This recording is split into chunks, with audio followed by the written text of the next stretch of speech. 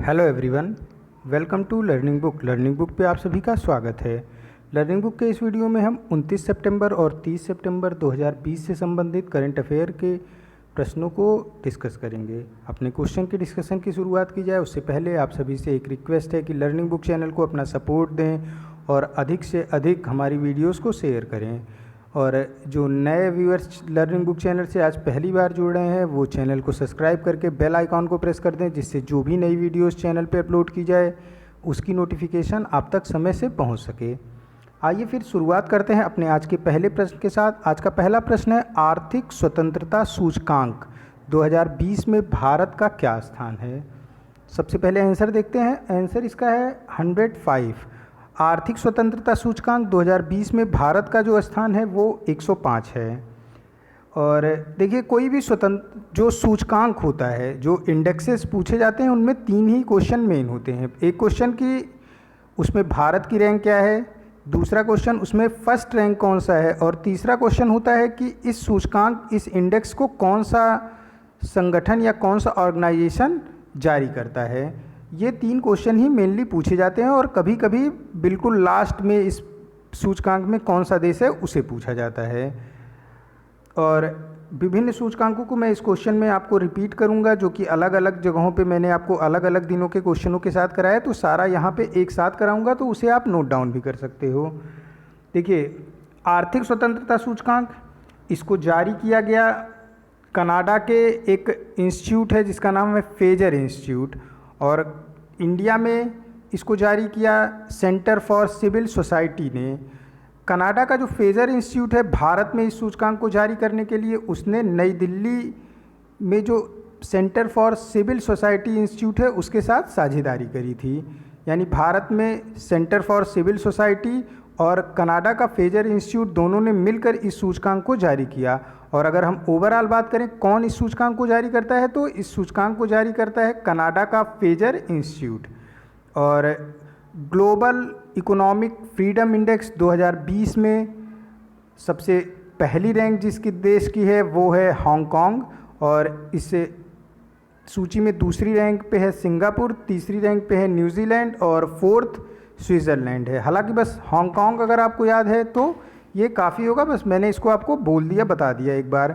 अब आप ये जान लो, भारत की रैंक 105 है। इस वर्ष कुल 162 देशों की रैंक जारी की गई है और भारत की इसमें से 105वीं रैंक है। पिछले वर्ष भारत की रैंक 79 थी। भारत की रैंक में कुल 26 अंकों की गिरावट के साथ, 26 पोजीशन के साथ गिरावट के साथ भारत इस वर्ष 105वीं रैंक पे है। और इस वर्ष 124वीं रैंक है चीन की।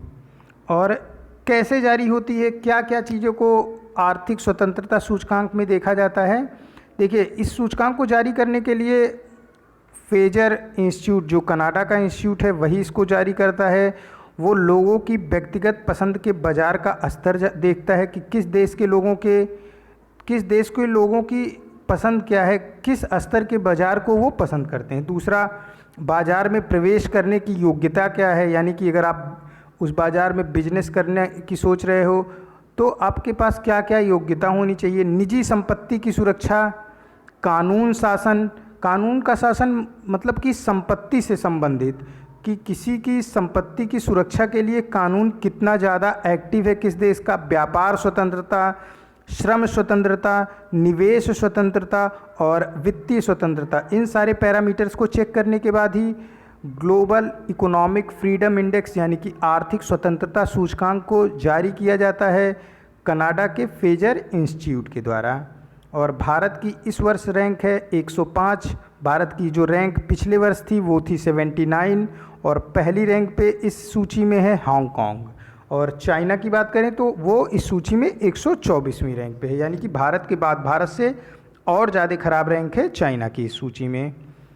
और कुछ अब इस वर्ष के अलग अलग इंडेक्सेस की बात करते हैं। मैं इन सारे इंडेक्सेस में इंडेक्स बताऊंगा, फिर इंडिया की रैंक और जो फर्स्ट रैंक पे है जिस इंडेक्स की बात हो रही है उसको बोलूँगा, और फिर उस इंडेक्स को कौन जारी करता है इसको बताऊँगा। इसे आप नोट करोगे। वर्ल्ड प्रेस फ्रीडम इंडेक्स, इसे जारी करता है रिपोर्टर विदाउट बॉर्डर, ये एक संस्था है, इसके द्वारा ये जारी की जाती है। और इसमें भारत की रैंक 142वीं है, यानी कि जो प्रेस को फ्रीडम है वो भारत में अच्छी तरीके से नहीं दिया गया है। 142वीं रैंक अच्छी रैंक नहीं मानी जाएगी। और नॉर्वे वर्ल्ड प्रेस फ्रीडम में पहले स्थान पे है। सिप्री एक संस्था है, ये स्वीडिश थिंक टैंक संस्था है। ये एक रिपोर्ट जारी करता है कि कौन सा देश कितने रुपए का खर्चा करता है सैन्य क्षेत्र में, यानी कि सेना के लिए कौन सा देश सबसे ज़्यादा खर्चा करता है और कौन सा देश सबसे कम खर्चा करता है। तो सिप्री द्वारा जारी इस रिपोर्ट में सैन्य खर्च की रिपोर्ट में यूएसए पहले स्थान पे है, यानी कि अमेरिका सबसे अधिक पैसे को खर्च करता है सेना पे, और भारत इस सूची में तीसरे स्थान पे है। और अगर हम बात करें एनर्जी ट्रांजिशन इंडेक्स 2020 की, इसे जारी किया जाता है वर्ल्ड इकोनॉमिक फोरम के द्वारा। इसमें स्वीडन पहले स्थान पे है और हमारा भारत 74वें स्थान पे है। स्टार्टअप इकोसिस्टम रैंकिंग ये जारी किया जाता है स्टार्टअप ब्लिंक के द्वारा। इसमें भारत 23वें स्थान पे है और यूएसए पहले स्थान पे है। देखिए, दो चीज़ें होती हैं, एक तो है स्टार्टअप इकोसिस्टम रैंकिंग, दूसरा होता है ease of doing business. Startup ecosystem ranking में इसकी कोई बिजनेस को नया नया शुरुआत करने के लिए जो वातावरण है किसी देश का वो कैसा है, और दूसरा है ईज़ ऑफ डूइंग बिजनेस, मतलब कि कोई दूसरे देश की कंपनी किसी देश में आके कितने आसानी के साथ बिजनेस को शुरुआत कर सकती है, ये ईज़ ऑफ डूइंग बिजनेस है। तो स्टार्टअप इकोसिस्टम रैंकिंग इसको स्टार्टअप ब्लिंक द्वारा जारी किया जाता है। ईज़ ऑफ डूइंग बिजनेस इसको जारी किया जाता है वर्ल्ड बैंक के द्वारा। स्टार्टअप इकोसिस्टम रैंकिंग में भारत की 23वीं रैंक है और ईज़ ऑफ डूइंग बिजनेस में भारत की 63rd रैंक है। स्टार्टअप इकोसिस्टम में भारत की 23वीं रैंक और यूएसए की पहली रैंक है, जबकि ईज़ ऑफ डूइंग बिजनेस में भारत की 63वीं रैंक है और पहले रैंक पे सिंगापुर है ईज़ ऑफ डूइंग बिजनेस में। तो ये कुछ इम्पॉर्टेंट महत्वपूर्ण इंडेक्सेस से थे जो अभी हाल ही में पिछले 3 से 4 महीने में जारी किए गए विभिन्न संस्थाओं के द्वारा। इसमें भारत की रैंक, पहली रैंक और किस संस्था द्वारा उसे जारी किया गया है, इसे आप रिपीट करके फिर से नोट करोगे और ये आने वाले एग्ज़ाम में एक ना एक क्वेश्चन इससे ज़रूर से ज़रूर पूछा जाएगा। नेक्स्ट क्वेश्चन है, दिल्ली उच्च न्यायालय ने केंद्र सरकार को असम राइफल्स के लिए दोहरी नियंत्रण संरचना को समाप्त करने अथवा उसे बनाए रखने को लेकर निर्णय लेने के लिए कितने सप्ताह का समय दिया है। आंसर इसका है 12 सप्ताह। दिल्ली उच्च न्यायालय ने केंद्र सरकार को असम राइफल्स के लिए दोहरी नियंत्रण संरचना को समाप्त करने अथवा उसे बनाए रखने के लिए कुल निर्णय लेने के लिए 12 सप्ताह का समय दिया है, यानी कि 3 महीने का समय दिया है। क्या कि असम राइफल्स का एक संगठन है जो पूर्व जवान कल्याण संघ के नाम से जाना जाता है। जो असम राइफल से रिटायर्ड पर्सन है उनका एक संगठन है पूर्व जवान कल्याण संघ। उनके द्वारा दिल्ली हाई कोर्ट में एक याचिका दायर की गई थी। याचिका ये दायर की गई थी कि असम राइफल्स को 2 मंत्रालय द्वारा नियंत्रित किया जाता है। इसका प्रशासनिक नियंत्रण गृह मंत्रालय के पास है, जबकि ऑपरेशनल कंट्रोल इसका डिफेंस मंत्रालय के पास है। तो इस पे सरकार की स्थिति साफ होनी चाहिए कि क्या इसे हमेशा 2 मंत्रालय द्वारा ही नियंत्रित किया जाएगा या फिर कभी इसे एक मंत्रालय से भी दिया जाएगा, क्योंकि ऐसा मानना है असम राइफल्स पूर्व जवान कल्याण संघ के लोगों का कि अगर 2 मंत्रालय किसी भी असम राइफल्स को जैसे 2 मंत्रालय अगर नियंत्रित करते हैं तो इससे ज़्यादातर संभावना ये बनती है कि उस डिपार्टमेंट का शोषण हो। जिस भी चीज़ का 2 तरीके से नियंत्रण किया जाएगा उसका शोषण होने की अधिक संभावना दिखती है। इसीलिए असम राइफल्स के पूर्व जवान कल्याण संघ के द्वारा दिल्ली हाई कोर्ट में याचिका दायर की गई थी इससे संबंधित। अब दिल्ली हाई कोर्ट ने सरकार को 12 हफ्ते का समय दिया है कि आप 12 हफ्ते में अपनी स्थिति को साफ करें कि गृह मंत्रालय और रक्षा मंत्रालय दोनों ही इसके नियंत्रण को करेंगे या फिर कोई एक करेगा। क्योंकि देखो, हाई कोर्ट के पास ये पावर नहीं है कि वो बोल दे कि नहीं, इसका नियंत्रण सिर्फ एक ही लोग कर सकते हैं, लेकिन उस पर स्थिति साफ होने के बाद हाई कोर्ट कुछ ना कुछ डिसीजन ले सकता है। इसी के मद्देनज़र उसने सरकार को 12 हफ्ते का समय दिया है कि आप 12 हफ्ते में कोई निर्णय लेके उससे हाई कोर्ट को अवगत कराएं। असम राइफल्स ये इंडो म्यांमार बॉर्डर पर भारत की रक्षा करता है। और मैं अब जितने भी फोर्सेस हैं इंडिया के जो बॉर्डर पे काम करते हैं उनके बारे में बोल रहा हूँ, आप इसे नोट करोगे। देखो, BSF बॉर्डर सिक्योरिटी फोर्स, ये भारत और बांग्लादेश के बॉर्डर पर, भारत और पाकिस्तान के बॉर्डर पर BSF के जवान लगे होते हैं। ITBP Indo Tibetan border police, ये इंडिया चाइना बॉर्डर पे इंडो तिब्बतन बॉर्डर पुलिस होता है, जो कि भारत और चाइना के, भारत की रक्षा चाइना से करता है बॉर्डर पर। SSB सीमा सुरक्षा बल, ये इंडिया और भूटान के बॉर्डर पे तथा इंडिया और नेपाल के बॉर्डर पर हमारे सीमा की रक्षा करते हैं। और असम राइफल इंडिया और म्यांमार के बॉर्डर पर हमारी रक्षा करता है। यहाँ पे ऑप्शन ए करेक्ट हो जाएगा, 12 सप्ताह। नेक्स्ट क्वेश्चन है, भारतीय रिजर्व बैंक ने निम्न में से किसको बैंक का प्रबंधन निदेशक, MD और मुख्य कार्यकारी अधिकारी बनाए जाने के लिए अपनी मंजूरी दी है। देखो, इस क्वेश्चन में थोड़ा सा एक चीज़ प्रिंट नहीं हो पाया है। इसमें बात की जा रही है साउथ इंडियन बैंक की। क्वेश्चन ये है कि भारतीय रिजर्व बैंक ने निम्न में से किसको साउथ इंडियन बैंक का प्रबंध निदेशक यानी कि managing director and chief executive officer CEO बनाए जाने को लेकर अपनी मंजूरी दे दी है। जो रिजर्व बैंक ऑफ इंडिया है, ये बैंकर्स ऑफ बैंक कहा जाता है। सारे जो भी नियुक्तियां होती हैं बैंकों में, वो रिजर्व बैंक ऑफ इंडिया के अनुमति से ही की जाती हैं। और जो भी रूल एंड रेगुलेशन बनते हैं बैंकों के लिए, वो सब भी बनाने का काम रिजर्व बैंक ऑफ इंडिया का ही है। Reserve bank of India Bharat का सेंट्रल बैंक है। साउथ इंडियन बैंक में मुरली रामकृष्णन की नियुक्ति की मंजूरी दे दी गई है रिजर्व बैंक ऑफ इंडिया के द्वारा प्रबंध निदेशक के पद के लिए और मुख्य कार्यकारी अधिकारी के पद के लिए। साउथ इंडियन बैंक का हेडक्वार्टर त्रिशूर केरला में है और रिजर्व बैंक ऑफ इंडिया, इसका हेडक्वार्टर मुंबई महाराष्ट्र में है। रिजर्व बैंक ऑफ इंडिया के जो गवर्नर हैं, हमारे गवर्नर जो हैं वो हैं शक्तिकांत दास। और अगर हम स्ट्रक्चर की बात करें रिजर्व बैंक ऑफ इंडिया के, तो रिजर्व बैंक ऑफ इंडिया में कुल 4 डिप्टी गवर्नर होते हैं।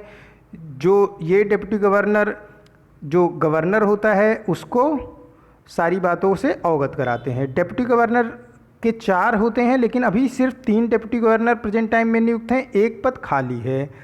और ये 3 डिप्टी गवर्नर जो हैं, एक हैं BP कानूनगो, दूसरे हैं महेश कुमार जैन और माइकल ब्रत पात्रा। ये तीनों डिप्टी गवर्नर प्रेजेंट टाइम में रिजर्व बैंक ऑफ इंडिया के हैं। नेक्स्ट क्वेश्चन है, अमेरिकी राष्ट्रपति डोनाल्ड ट्रंप को निम्न में से किस पुरस्कार के लिए नॉमिनेट किया गया है? अमेरिकी राष्ट्रपति डोनाल्ड ट्रंप को नोबेल शांति पुरस्कार, जो कि अगले वर्ष दिया जाएगा, यानी कि इस वर्ष के नोबेल शांति पुरस्कार के लिए नहीं, अगले वर्ष दिए जाने वाले नोबेल शांति पुरस्कार 2021 के लिए नॉमिनेट किया गया है। इजराइल और UAE के बीच शांति समझौते में इनकी जो भूमिका थी ये बहुत ही अहम थी। नॉर्वे के शांति पुरस्कार नॉर्वे के द्वारा दिया जाता है। नॉर्वे देश के द्वारा शांति का नोबेल पुरस्कार प्रदान किया जाता है। अब नॉर्वे के प्रोग्रेस पार्टी से सांसद और नाटो संसदीय सभा के चेयरमैन क्रिश्चियन टाइब्रिंग ने ट्रंप को नॉमिनेट किया है नोबेल शांति पुरस्कार 2021 के लिए। और इजराइल और UAE के बीच शांति समझौते में इनकी महत्वपूर्ण भूमिका को देखते हुए क्रिश्चियन टाइब्रिग ने ऐसा फैसला लिया है। ऑप्शन ए इसका करेक्ट हो जाएगा। नेक्स्ट क्वेश्चन है, भारत में हिंदी दिवस निम्न में से किस दिन मनाया जाता है? देखिए, हिंदी दिवस की जब भी बात होगी तो आप 2 हिंदी दिवस हमेशा याद रखोगे। एक हिंदी दिवस, अगर सिर्फ हिंदी दिवस लिखा हुआ है तो ये मनाया जाता है 14 सितंबर को, लेकिन अगर विश्व हिंदी दिवस यानी वर्ल्ड हिंदी डे की बात हो तो ये मनाया जाता है 10 जनवरी को। 14 सितंबर को जो हिंदी दिवस मनाया जाता है ये सिर्फ पूरे भारतवर्ष में मनाया जाता है, जबकि जो 10 सितंबर को हिंदी दिवस मनाया जाता है ये पूरे विश्व में मनाया जाता है। पूरे विश्व में कैसे मनाया जाता है? जो एम्बेसी है पूरे विश्व में, हर प्रत्येक देश में एम्बेसी होती है और इसी एम्बेसी में प्रत्येक वर्ष 10 जनवरी को हिंदी दिवस मनाया जाता है। जो भारतीय एम्बेसी अमेरिका में है, चाइना में है, ब्राज़ील में है, इज़राइल में है, पाकिस्तान में, हर देश में अपना जो है एम्बेसी है, उसी एम्बेसी में ये मनाया जाता है 10 जनवरी को विश्व हिंदी दिवस। और 14 सितंबर को जो हिंदी दिवस मनाया जाता है वो सिर्फ और सिर्फ इंडिया में मनाया जाता है। तो ऑप्शन यहाँ पे कौन सा करेक्ट होगा? सी। लेकिन अगर ये क्वेश्चन होता विश्व हिंदी दिवस कब मनाया जाता है, किस दिन, तो ये आंसर हो जाता 10 जनवरी। नेक्स्ट क्वेश्चन है, मतलब आप समझ रहे होंगे कि प्रत्येक देश का एक दूतावास होता है। जैसे भारत का दूतावास प्रत्येक देश में है और भारत में भी प्रत्येक देश का दूतावास है। दूतावास ही मतलब कि एम्बेसी है। अब इसी एम्बेसी में प्रत्येक 10 जनवरी को भारतीय दूतावास जो है विभिन्न देशों में, वहाँ पे इन्हीं दूतावासों में हिंदी दिवस मनाया जाता है। यानी दूतावास के पूरे कामकाज 10 जनवरी को हिंदी में किया जाता है और यही 10 जनवरी विश्व हिंदी दिवस के रूप में मनाया जाता है। ऑप्शन ए करेक्ट हो जाएगा, सॉरी ऑप्शन सी करेक्ट होगा हिंदी दिवस के लिए, और विश्व हिंदी दिवस के लिए ऑप्शन ए करेक्ट हो जाएगा। नेक्स्ट क्वेश्चन है,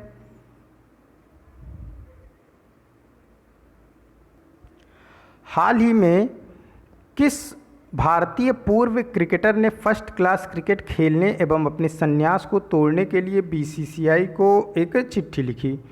देखिए, अभी कुछ दिनों पहले ही युवराज सिंह ने क्रिकेट के सभी फॉर्मेट से संन्यास की घोषणा की थी। अब युवराज सिंह ने बीसीसीआई को पत्र लिखकर फिर से फर्स्ट क्लास क्रिकेट खेलने के लिए एक चिट्ठी लिखी है। ऑप्शन बी करेक्ट हो जाएगा इसका। और कुछ दिनों पहले ही अभी अगस्त के महीने में सुरेश रैना और महेंद्र सिंह धोनी, इन दोनों ने अंतर्राष्ट्रीय क्रिकेट के सभी प्रारूपों से संन्यास की घोषणा की। अंतर्राष्ट्रीय क्रिकेट से सभी प्रारूपों से संन्यास की घोषणा का अर्थ होता है कि 3 प्रारूप मेन, एक तो वनडे क्रिकेट, दूसरा टेस्ट क्रिकेट और तीसरा 2020 क्रिकेट। 2020 क्रिकेट में आपका आईपीएल ये अंतर्राष्ट्रीय क्रिकेट का प्रारूप नहीं माना जाता है। इसीलिए आप अभी जो आईपीएल चल रहा है उसमें महेंद्र सिंह धोनी को खेलते हुए देख रहे हैं। सुरेश रैना हालांकि खेलने के लिए गए थे चेन्नई सुपर किंग की तरफ से, लेकिन कुछ अपना उनका निजी कारणों से वो वापस आ गए इंडिया। तो बीसीसीआई को चिट्ठी लिखी युवराज सिंह ने, और हाल में ही 2 भारतीय क्रिकेटरों ने जिन्होंने संन्यास लिया उनमें सुरेश रैना और महेंद्र सिंह धोनी का नाम है। नेक्स्ट क्वेश्चन है, 21 सितंबर को प्रतिवर्ष मनाया जाता है अंतर्राष्ट्रीय शांति दिवस। तो इस वर्ष जो अंतर्राष्ट्रीय शांति दिवस का थीम था वो क्या था? थीम था shaping peace together. Option B correct हो जाएगा। शेपिंग मीन्स कि किसी चीज़ को कोई शेप देना, कोई आकार देना, और पीस टुगेदर मीन्स कि साथ साथ शांति को आकार दिया जाए, यही इसका हिंदी मीनिंग हो गई, शेपिंग पीस टुगेदर। शांति पर पूरे विश्व में जागरूकता फैलाने के उद्देश्य से यूनाइटेड नेशन द्वारा प्रत्येक वर्ष 21 सितंबर को अंतर्राष्ट्रीय शांति दिवस मनाया जाता है, और इस वर्ष का इसका थीम था शेपिंग पीस टुगेदर। और प्रत्येक वर्ष 14 सितंबर को ही ये प्रत्येक वर्ष ये मनाया जाता है यूनाइटेड नेशन के द्वारा 21 सितंबर को, और 14 सितंबर को भारत में क्या होता है? हिंदी दिवस। यूनाइटेड नेशन का हेडक्वार्टर न्यूयॉर्क यूएसए में है, और इसके सेक्रेटरी जनरल एंटोनियो गुटेरस हैं जो कि पुर्तगाल के हैं। अगर यूनाइटेड नेशन जनरल असेंबली की बात करें, देखो यूनाइटेड नेशन अलग है, अलग नहीं, सारी संस्थाएं एक ही हैं, लेकिन यूनाइटेड नेशन की जनरल असेंबली का जो हेड है, जो प्रेसिडेंट है, जो अध्यक्ष है, वो है तिजानी मोहम्मद बंदे, और यूनाइटेड नेशन का जो जनरल सेक्रेटरी है वो एंटोनियो गुटेरस। तो आपको डिफरेंस देखना है, यूनाइटेड नेशन के जनरल सेक्रेटरी हैं एंटोनियो गुटेरस, ये पुर्तगाल के हैं। यूनाइटेड नेशन जनरल असेंबली के प्रेसिडेंट हैं तिजानी मोहम्मद बंदे। नेक्स्ट क्वेश्चन है, जॉन टर्नर जिनका हाल ही में निधन हो गया, ये किस देश के पूर्व प्रधानमंत्री थे? जॉन टर्नर ये पूर्व प्रधानमंत्री थे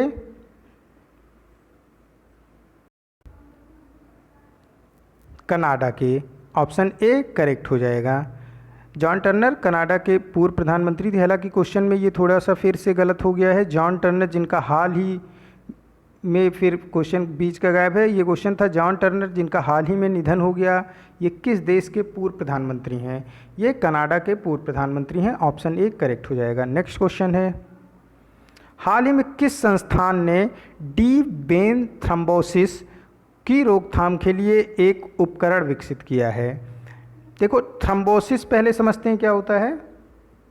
थ्रोम्बोसिस की जो, देखिए, ब्लड की सप्लाई पूरे बॉडी में हमारी होती है और ब्लड के सप्लाई की शुरुआत होती है हार्ट से ब्लड चलता है और इसको फिर ऑक्सीजनेट किया जाता है लंग्स में। लंग्स, हम सांसों को लेते हैं तो सांसों के थ्रू ऑक्सीजन लंग्स में पहुंचती है और फिर लंग्स में ही हार्ट से पहुंचा ब्लड ऑक्सीजनेट होता है, मतलब कि ब्लड में ऑक्सीजन की मात्रा को बढ़ाया जाता है।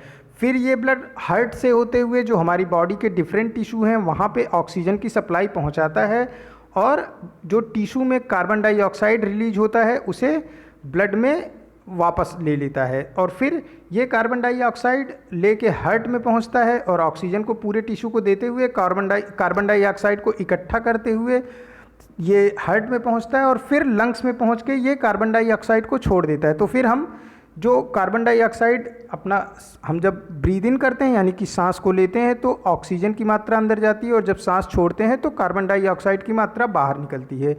ये वही कार्बन डाइऑक्साइड की मात्रा है जो कि बॉडी के टिश्यू से इकट्ठा करके ब्लड द्वारा लाके लंग्स में छोड़ा जाता है।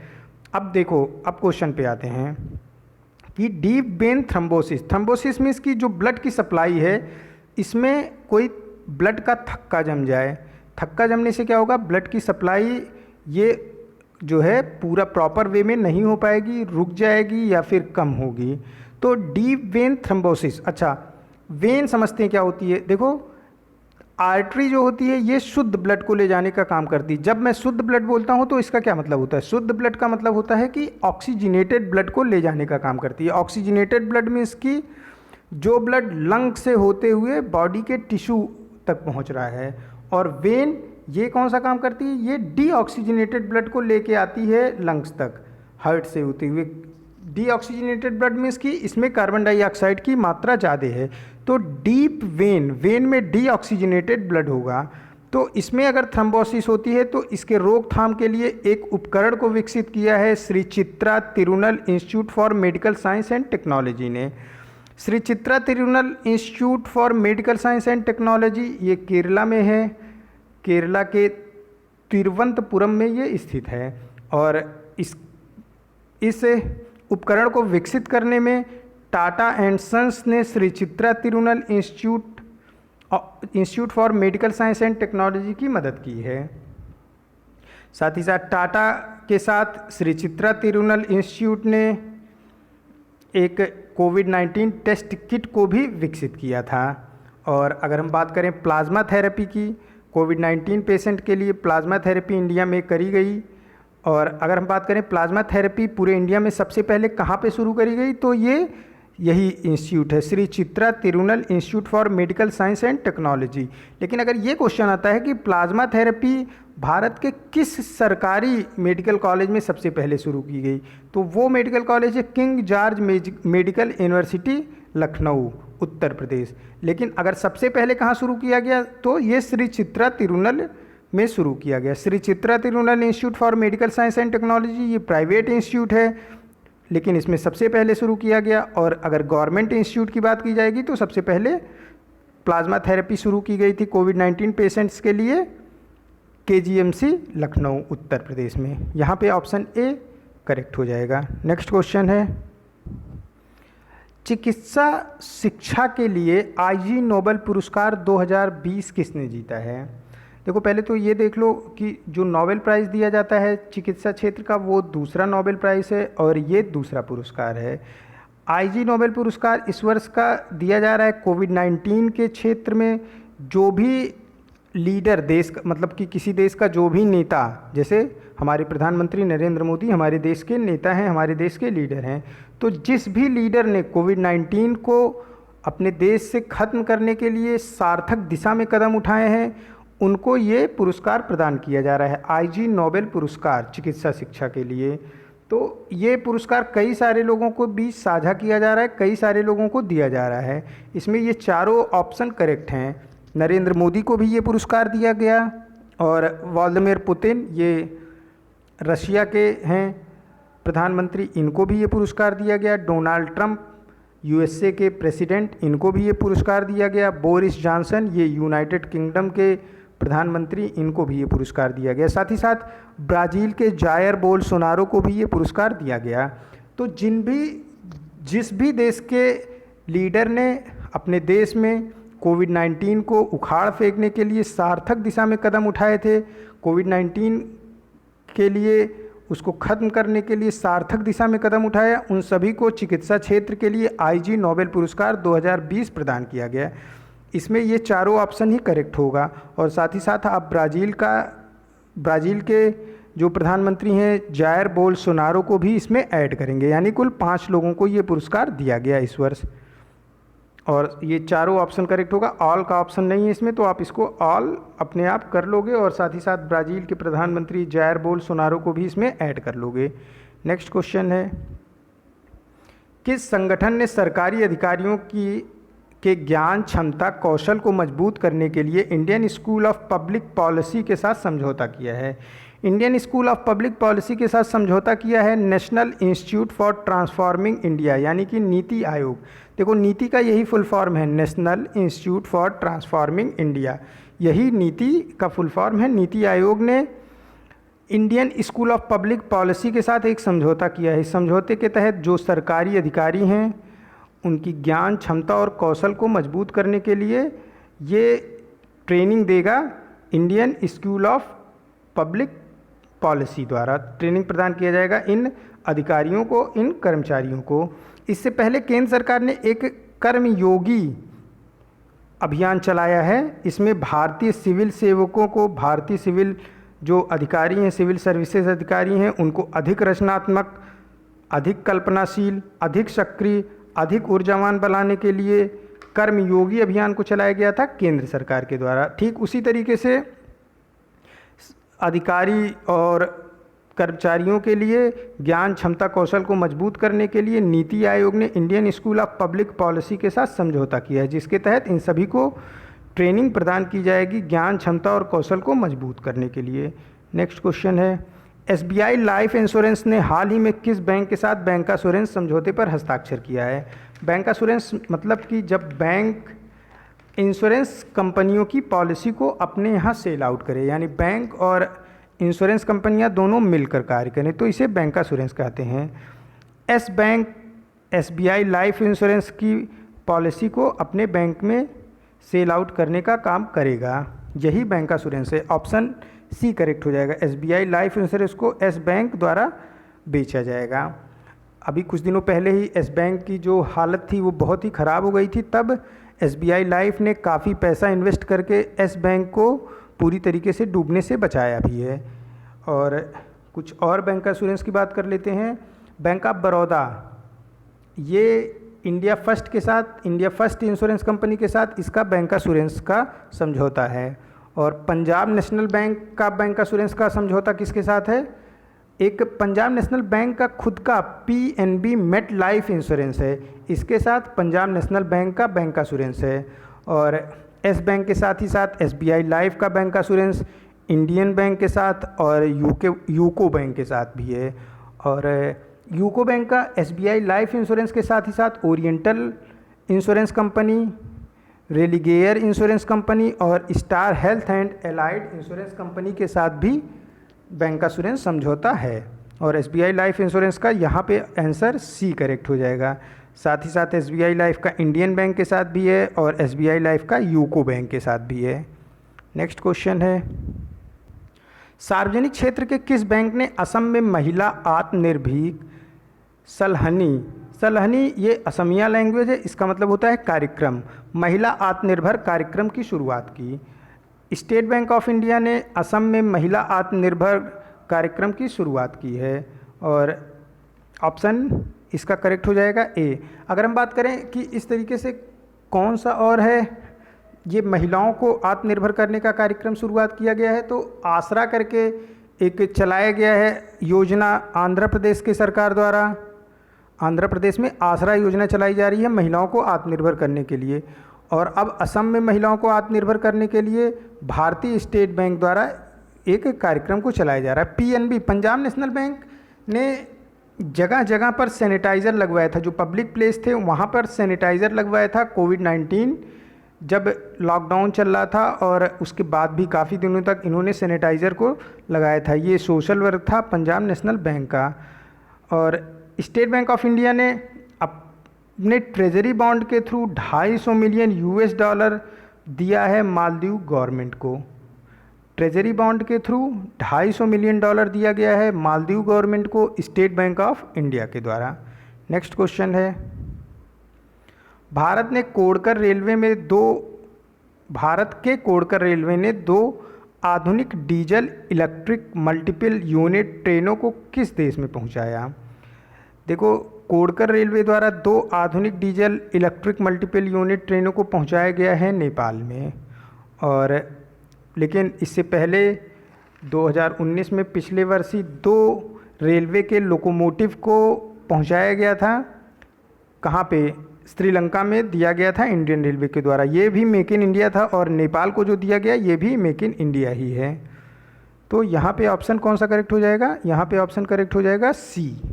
कोडकर रेलवे द्वारा दो आधुनिक डीजल इलेक्ट्रिक मल्टीपल यूनिट, ये डीजल से भी चलेगा और इलेक्ट्रिक से भी ये इंजन चलेगा ट्रेन का, और ये बनाया गया है भारतीय रेलवे के द्वारा।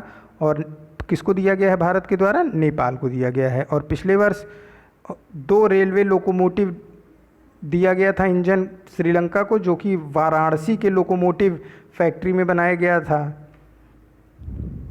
यहाँ पे ऑप्शन कौन सा करेक्ट हो जाएगा? सी। नेक्स्ट क्वेश्चन है, MCP लिंज नाम से पहली बार प्रत्यक्ष कार्गो फेरी पोत का शुभारंभ भारत और किस देश के बीच शुरू किया गया? देखो, अभी क्या है कि इंडिया और चाइना के बीच एक टेंशन चल रही है बॉर्डर पे। तो भारत जो इंडो पैसिफिक रीजन है, यहाँ के देशों के साथ एक अपनी उपस्थिति को मजबूती के साथ दर्ज कराने पे लगा है, ताकि जो चाइना है वो इंडो पैसिफिक रीजन में अपना वर्चस्व कायम ना कर सके।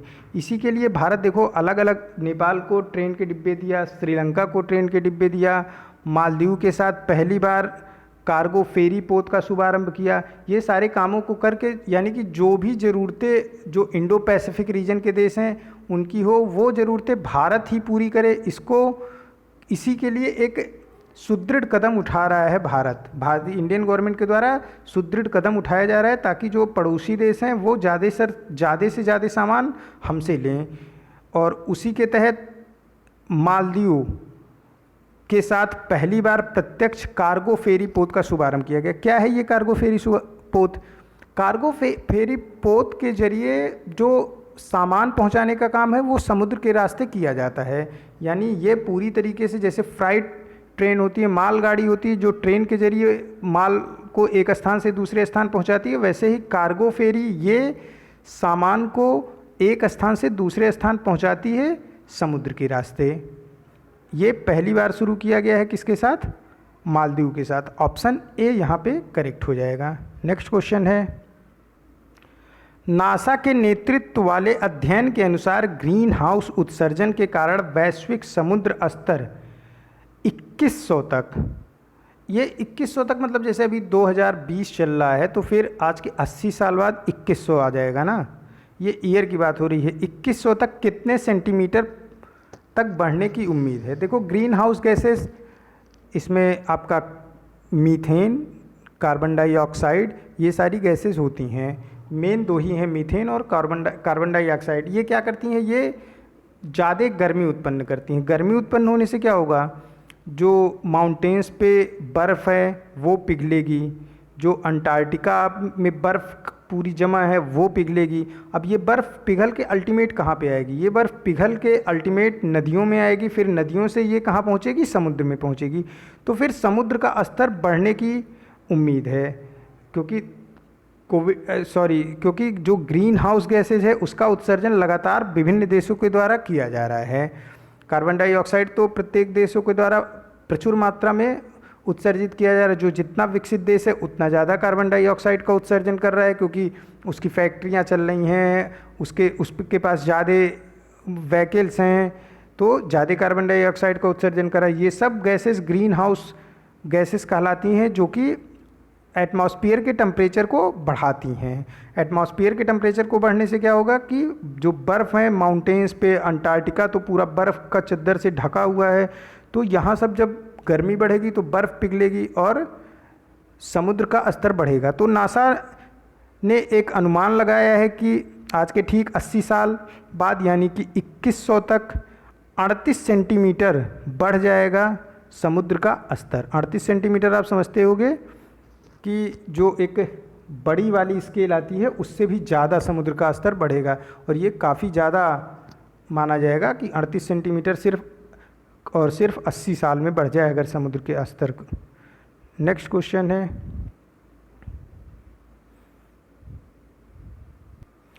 किस राज्य और केंद्र शासित प्रदेश ने किश्तवाड़ में हवाई पट्टी के संचालन के लिए भारतीय सेना के साथ एक समझौता ज्ञापन पर हस्ताक्षर किया है? किश्तवाड़ हवाई पट्टी ये जम्मू कश्मीर में है, तो जम्मू कश्मीर राज्य ने ही भारतीय सेना के साथ समझौता ज्ञापन पर हस्ताक्षर किया है। जम्मू कश्मीर भारत का यूनियन टेरिटरी का हिस्सा है और ये यूनियन टेरिटरी विथ लेजिस्लेटिव है। ऑप्शन बी यहाँ पे करेक्ट हो जाएगा। नेक्स्ट क्वेश्चन है,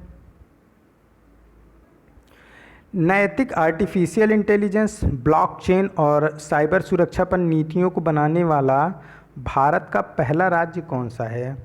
देखो, ब्लॉकचेन साइबर सुरक्षा पर नीतियों को बनाने वाला भारत का पहला राज्य तमिलनाडु है। ऑप्शन ए करेक्ट हो जाएगा। और इससे पहले आंध्र प्रदेश सरकार ने कुछ दिन पहले अभी रक्षाबंधन अभियान चलाया था, जिसमें महिलाओं, बच्चों और युवाओं को साइबर सुरक्षा के प्रति जागरूक किया गया था। तो रक्षाबंधन अभियान साइबर सुरक्षा से संबंधित है, आंध्र प्रदेश गवर्नमेंट के द्वारा चलाया गया। भारत का पहला राज्य जिसने नैतिक आर्टिफिशियल, ब्लॉकचेन और साइबर सुरक्षा पर नीतियां बनाई है वो है तमिलनाडु। देखो, ब्लॉकचेन ये भी साइबर सुरक्षा से ही संबंधित है। नैतिक आर्टिफिशियल इंटेलिजेंस आप समझते हो, वो नैतिक हो यानी कि उसमें कोई अनैतिक कार्य ना हो। तो इस सब पे पहला राज्य है जो आर्टिफिशियल इंटेलिजेंस के थ्रू जो भी कार्य किया जाए वो पूरी तरीके से नैतिक कार्य होना चाहिए।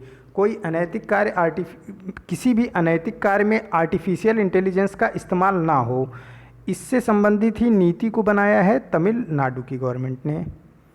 ऑप्शन ए करेक्ट हो जाएगा। नेक्स्ट क्वेश्चन है, 2020-21 फसल वर्ष जून से जुलाई तक के लिए भारत सरकार द्वारा निर्धारित खाद्यान्न उत्पादन लक्ष्य क्या है? देखो, यहाँ पे जब फसल वर्ष की बात हो रही है पूरे साल की, तो इसमें खरीफ और रबी दोनों फसलों को सम्मिलित किया जाएगा। तो 301 मैट्रिक टन उत्पादन का लक्ष्य रखा है भारत सरकार ने। और खरीफ और रबी फसल की बात कर लेते हैं। खरीफ फसल, इसको मानसून क्रॉप भी बोलते हैं। ये जून और जुलाई में इसको बोया जाता है और नवंबर दिसंबर में इसको काट लिया जाता है।